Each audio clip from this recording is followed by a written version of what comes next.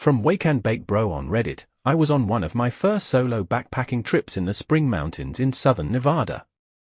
My plan was to do Mount Charleston in 2 days, spending the night then bagging the peak and heading down the next day. If you haven't been there, the trail is gorgeous. It winds up around the rim of a big valley before veering up to the summit ridge, and offers just some awesome views. About 2 miles into the ascent, a faster hiker overtakes me. Rather than just nod and continue on, he stops and matches pace with me, and we strike up a conversation. Nothing particular was weird about what we talked about, but something was just a little off about him. He was too intense, too friendly. His charisma felt almost manic. You ever seen the interview with Tom Cruise where he talks about Scientology? This dude was like that. Same kind of artificial friendliness. He was too type A, too glib.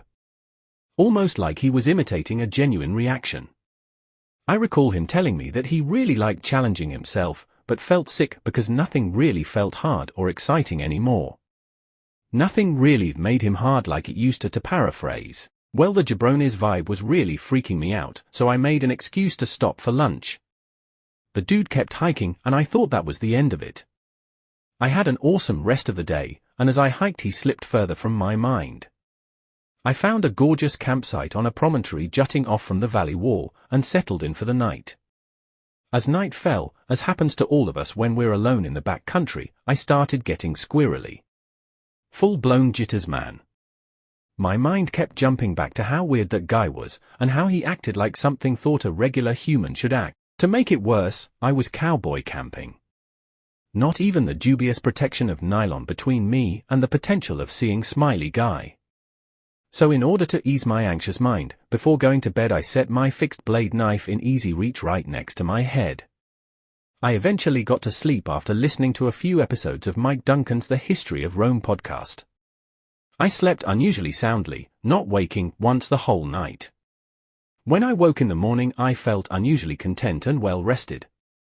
That is, until I went to grab my stove out of my pack. The location of my pack wasn't the issue, it was where I had left it, leaning against a pine about 5 feet from my pad.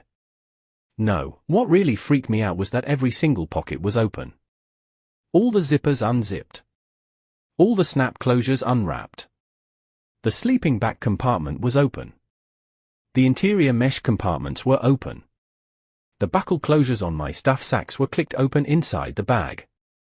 Nothing was taken, and the bag hadn't been moved. But literally every pocket was open.